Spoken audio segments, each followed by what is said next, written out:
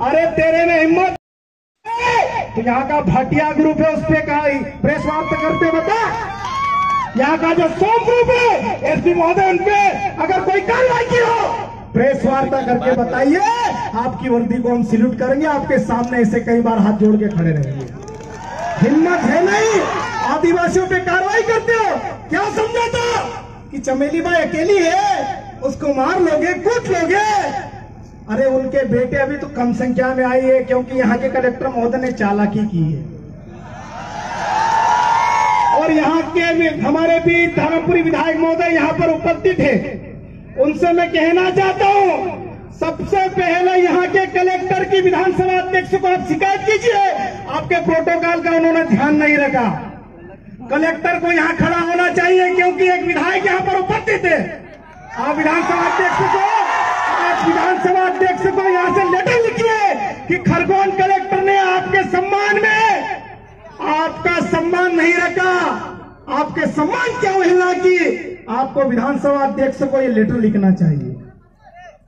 साथियों, हमारे जितने भी विधायक हैं, सांसद हैं, अनुसूचित क्षेत्र से जीत कर आते हैं, उनसे भी मैं कहना चाहता हूं, एक ही साल बचा है 2023 में, अब नियम कायदे में आ जाओ और आपके जो भी ये रखे उनको समझा दो कि आपका नियम क्या है, आपका मान सम्मान कैसे होना चाहिए। आपकी अगवानी करने के लिए यहाँ का कलेक्टर आपके समक्ष खड़ा होना चाहिए, लेकिन वो आ नहीं रहा है। और उसको ये भी मालूम है कि पीले गमछे वाले हैं, उसके सवालों का जवाब दे भी नहीं पाएगा। और हो सके वो छुट्टी वुट्टी में भी चले गए, और आ जाए तो मैं उनको साधुवाद दूंगा। आईएएस की पढ़ाई में जो भी इनको पढ़ना होता पढ़ते हैं, लेकिन आदिवासी जो ये युवा तैयार हुए, इनके पास जवाब नहीं है, इसलिए भागते फिरते हैं, इनके पास जवाब नहीं है। और साथियों, यहाँ के खरगोन जिले के जो आबकारी विभाग है, उनसे भी मैं कहना चाहता हूं कि आप कौन सी नींद सो रहे थे जो आप पुलिस को वहां पर जाना पड़ा?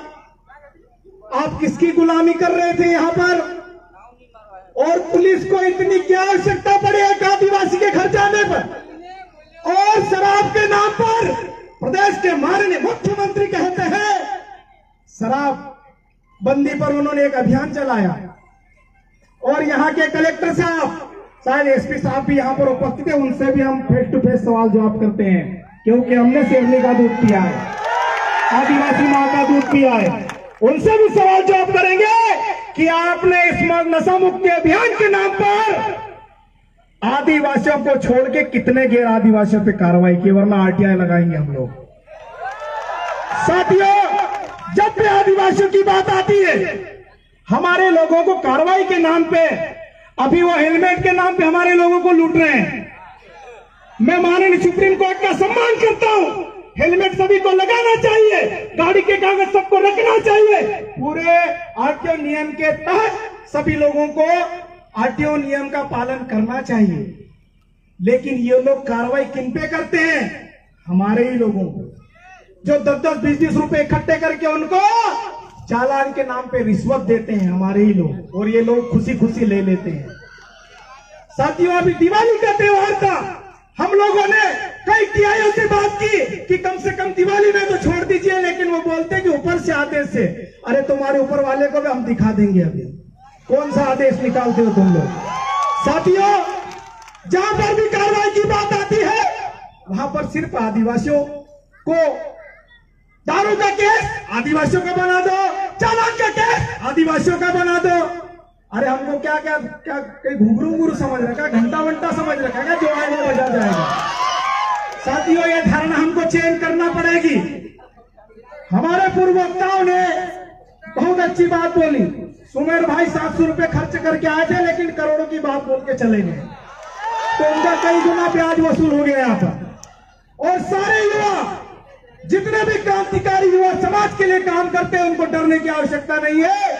समाज के लिए, समाज के दबे कुचले लोगों के लिए डंके की चोट सीने पर हाथ रखकर, सीना ठोककर अपने लोगों की आवाज बनकर उनके साथ खड़े होने की आवश्यकता है। साथियों, उस महिला के बारे में, चमेली बाई के बारे में प्रचारित किया गया, वो तो आदतन अपराधी है। अरे उसके यहाँ कितने टैंकर दारू मिले। आजकल वो पुष्पा मूवी के आधार पे दारू ही बिक रहे हैं। क्या खाक उखाड़ लिया तुम लोगों ने? गुजरात दारू जा रही तुम्हारे यहाँ से, महाराष्ट्र दारू जा रही तुम्हारे यहाँ से, क्योंकि तुम अगर ठेकेदारों पे कार्रवाई करने लग जाओगे, तुम्हारी शाम की व्यवस्था कौन करेगा? ये भी एक बड़ा सवाल है। अब चमेली बाई के पास तो 5,000 की बोतल है नहीं, 10,000 की बोतल है नहीं, 25,000 की बोतल है नहीं, 50,000 की बोतल है नहीं, 80,000 की भी बोतल आती जो श्रीदेवी पी के मर गई साहब, वो भी बोतल आती है। ये लोग बड़े बड़े लोग देते हैं, इसलिए इनकी ये गुलामी करते हैं और कार्रवाई सिर्फ हमारे लोगों की करते हैं। लेकिन अब इसको चेंज करना पड़ेगा, इसको उल्टा करना पड़ेगा। साथियों, 5वीं अनुसूची की भी बात हुई, संविधान की भी बात हुई। मैं पिछली जितनी भी बातें हुई है उस पर गौर नहीं करना चाहता हूं। सब लोगों ने बहुत शानदार बात की। मुझे आज समाज के साथ खड़ा होना था और हुआ, और कई लोगों ने मुझे बोला कि 144 से आपके पर कार्रवाई हो जाएगी। हो जाने दीजिए, 11-12 हो गई है, एक और बढ़ जाएगी, क्या फर्क पड़ता है? और 144 जो यहाँ के कलेक्टर साहब के आदेश से एडीएम साहब ने लगाई है, बघेल साहब ने, पूरे हम पढ़ के आते हैं साथियों, किसने आवेदन निकाला है, क्या क्या निकाला है। और यहाँ पर प्रशासन के कई लोग सिविल ड्रेस में, पानी की जरूरत नहीं है, कई लोग सिविल ड्रेस में, कई लोग खुफिया रूप से हमारे बीच में भी खड़े हैं। खड़े हो जाइए, उनकी ड्यूटी है, हम उनको भला बुरा नहीं कहेंगे। लेकिन आदिवासियों के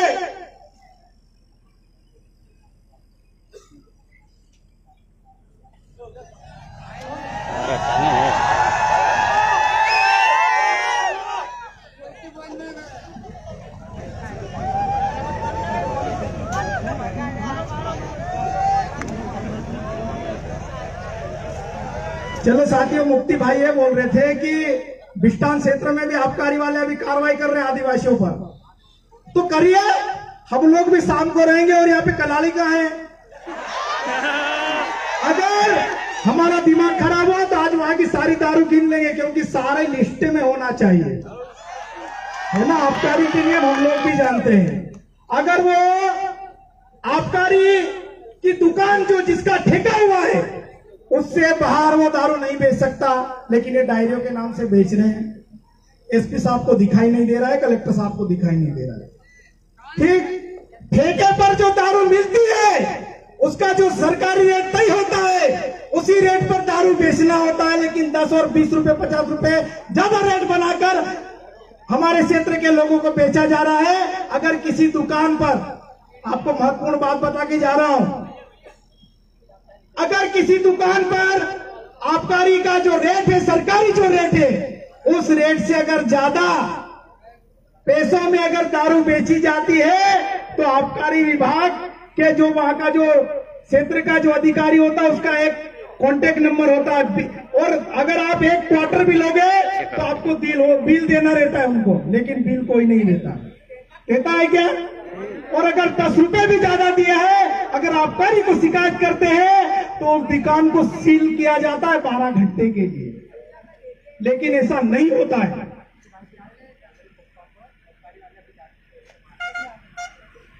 अरे बोलने दो यार, अरे बोलने दो यार, अभी बीच में यार एक चीज बोलो यार, आप बीच में आ गए, बीच में अरे बाद में रखवा देना, बोलने दो यार।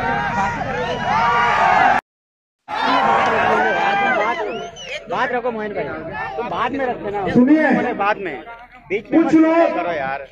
साथियों, मैं आप सबको कहना चाहता हूं, हम लोग किसी भी कार्रवाई को करने के लिए, किसी भी मुद्दे को उठाने के लिए पहले उसके तथ्य तक जाते हैं। हम एक तरफा कार्रवाई नहीं करते हैं। इनका अगर मामला है, हम पहले समझेंगे, उसके बाद उसका निराकरण करेंगे। मैं जितने भी लोग हैं उनका सबको कहना चाहता हूं, क्योंकि हम एक पक्ष की नहीं सुनते, हम 2 पक्ष की सुनते हैं। अगर इनके साथ अगर गलत हो रहा है, यहाँ का शासन प्रशासन सुन ले कि उनके साथ अगर गलत व्यवहार किया जा रहा है, झूठी अगर कार्रवाई की जा रही है, तुरंत बंद कर दीजिए, वरना हम लोग अभी खरगोन में ही हैं। साथियों, जो मुद्दे की बात है, जिसके लिए हम लोग इकट्ठे हुए हैं, मैं उस बात को फोकस करता हूं कि चमेली बाई के साथ जो भी घटना हुआ, पुलिस प्रशासन वीडियो भी वायरल कर रहा है, लेकिन जो वीडियो पूरा जिस टाइम से अंदर घुसी है, जिस टाइम वापस गई, वहां तक के वीडियो आप सार्वजनिक कर दीजिए, हम फिर देखेंगे करना क्या है। लेकिन काट छाट के वीडियो हम लोग समझ में नहीं आता है, पहले भी नहीं आया और अभी भी नहीं आया। और कसरावत में जो फॉरेस्ट विभाग ने एक प्रधानमंत्री आवास योजना के तहत एक मकान तोड़ा, मैं फॉरेस्ट विभाग से भी कहना चाहता हूं कि आपने माननीय प्रधानमंत्री, जिसको जो भी बोलते हैं, उनका अपमान किया, तो उन पर भी यहाँ के कलेक्टर साहब को कार्रवाई करना चाहिए और उनकी दबाव में आकर, तनाव में आकर, वो जो व्यक्ति था उसने फांसी लगाकर आत्महत्या कर ली, तो उन पर भी यहाँ के कलेक्टर साहब, यहाँ के एसपी साहब तुरंत कार्रवाई करें, वरना ये आंदोलन की अभी शुरुआत है।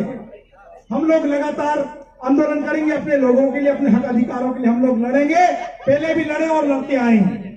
साथियों, आप लोग सुबह से बैठे हो, अभी भी बैठे हुए हो, और जब तक हमको यहाँ पर व्यवस्थित आश्वासन नहीं मिल जाता, तब तक हम लोग यहाँ से नहीं जाने वाले। क्या आप लोग जाओगे? ऐसा नहीं कि मैं अगर नीचे गया तो एक इधर गया एक उधर गया, ऐसा तो नहीं करोगे कि? नहीं तो अगली बार तो मेरे को बोलने भी नहीं बुलाएंगे। तो साथियों, जितने भी हमारे समाज के वक्ता हैं, और कोमल बहन के लिए मैं बोलना चाहता हूं कि महिलाओं को सम्मान नहीं मिलता, बहन हमारे से गलती हो गई है, आपको आरक्षण है, आदिवासी समाज महिला प्रधान समाज है, अगर आपको ऐसा लगे माइक छीन के बोल दिया करो, आपका हक अधिकार है, आदिवासी शेरनी होती है। तो इस बात को भी आपने जो चिंता जाहिर की, उसको भी हमारे भाई लोग संचालन कमेटी, उसमें भी हम लोग सुधार करने का प्रयास करेंगे। घर का मंच है, कुछ चीजें होती भी रहती है, आप हमारी बहनें हैं, मंच से भी बोल दिया अच्छी बात है, बैठ के भी बोल देते अच्छी बात है, दो चार घर भी देते तो हम लोग सहन कर लेंगे, लेकिन आइंदा इस प्रकार से गलती हम लोग नहीं करेंगे, इस बात का अब आपको आश्वासन देंगे। साथियों, बहुत बहुत धन्यवाद, आप सबने मुझे यहाँ पर संचालन कमेटी ने यहाँ पर बुलाया, आमंत्रित किया, आप सब अपने हक अधिकारों के लिए 144 से लड़ने के लिए यहाँ पर उपस्थित हैं, इसलिए मैं किसी को धन्यवाद नहीं दूंगा।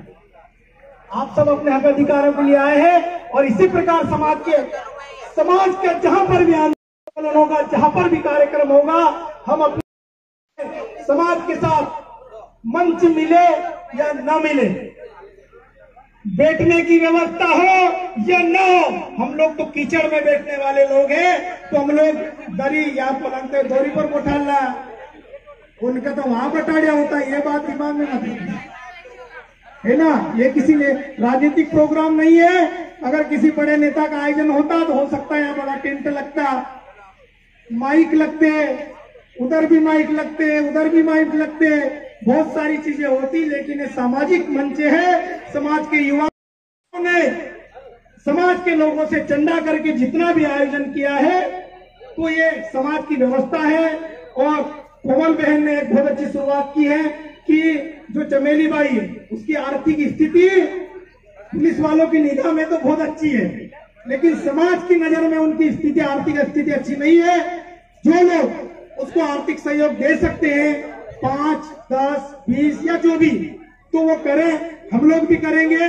जो आर्थिक सहयोग कर सकते हैं उनको करना चाहिए। बहुत बहुत धन्यवाद।